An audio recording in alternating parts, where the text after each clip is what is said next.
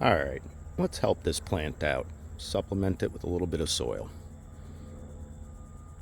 Typically, you would dig a plant up and then replant it, repot it. But, this is a rose bush. Still attached. Because my method, pulling from that to that. And you got to go all the way around, so you're always pulling away from the plant. And that way you minimize the amount of roots you butcher. And then what I'm going to do is when I kind of find the edge, which looks to be in here, okay, what I'm going to do is come around and start getting a trough so that I can find all the little edges. And I'm going to put a mix of whatever this is he got me and the other soil in here, which isn't too bad, but obviously this plant wants a little more help. You don't want to go too much soil because they also like peat and soft ground. So let's give them what they need. All right, so here we go. Found the edge. That's rosebush. This is tree. I don't blame it. Would you grow into the hard packed clay below or the slightly better peat layer of your mulch? Well, see, we're going to rectify all this. And I can pull out some of these intrusive tree roots from away and ensure that I'm not damaging rose, tree. Rock is doing a good job deflecting though, so that's interesting. So maybe if I shear there and shear up there, just straight down, I'll pinch off whatever roots are in the surface coming this way, and then what's ever here will just die off and no longer collar this poor plant, as you can see. So solving a couple issues at once. I kind of had a feeling. And then the other one's the bugs. The bugs were bad this year for everyone. A little further along, you're starting to see what's happening here. So I got my clay trough, right? That's not rosebush roots. This is that tree. Look, it goes right through the center of the root ball of the plant. And you can see all this that I peeled off that's coming around right side of that stone. Look at it, it just infiltrates anything in the upper layer, which in this case is clay topped with a little bit of mulch. And the roots go for the mulch and they just grow all through it. But then what this garbage does, this was over here, it starts strangling the plant. So yeah, this has to go. I just snip it on this side and I'll guess on that side, or I might actually have found it. Who knows if that's it right there in the middle. But you're getting the gist. You got to get rid of this. Okay, got to dig a trough. That's where the dirt's going to go because these are rosebush roots. So these will go in, and I never dug the plant out, which means it should be less traumatized overall. So we'll see what it looks like in the spring. Working my way around, you can see lots and lots of tree roots. I wanted to show you something before I pulled it all the way out. This was through the left side of the root ball.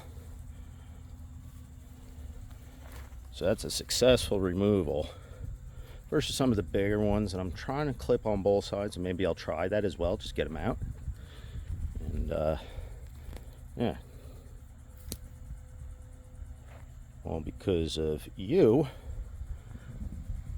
It's not your fault that your root ball dropped into a ditch of clay.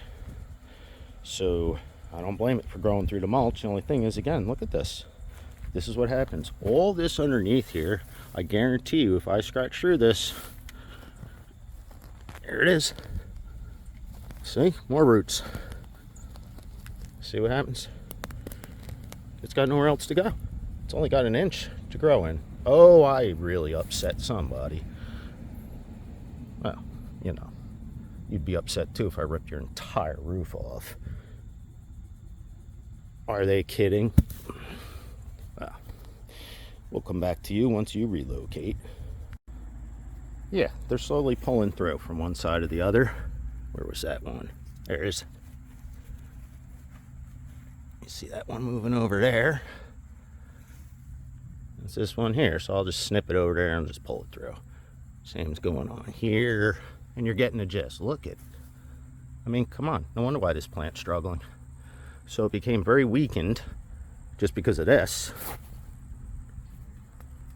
And then the bugs moved in. If you're wondering about my voice all the time on these videos, listen, I work at one speed and one speed only. And it does not include catching one's breath very often. So, tree, stone, to prove a point, look at where the root went, all the way to the rose bush. And consequently, that's not a branch off down here. This is coming from the other way, all the way around this rug. So yeah, it's very important to draw it back to here and do so throughout here. And then at least the front island won't be root bound for many, many years to come. Now that I've severed all the leaders, whatever I may have left in there, because I didn't want to pull too much out and damage the plant, it'll just decay at that point.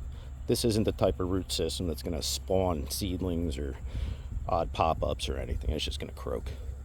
So let me fill that in and we'll take a look at that and call it a success. Maybe next spring will tell. Whole lot of roots. Alright, so the rose bush has been supplemented. I went through the rest of this island, started taking out more tree roots as I went around these other plants. I've already excavated my trough to put in the newer soil, and I'll do the rest for those back there. As for the tree, I'll leave that big root. I've taken a lot of the surface garbage out that was just really interrupting growth.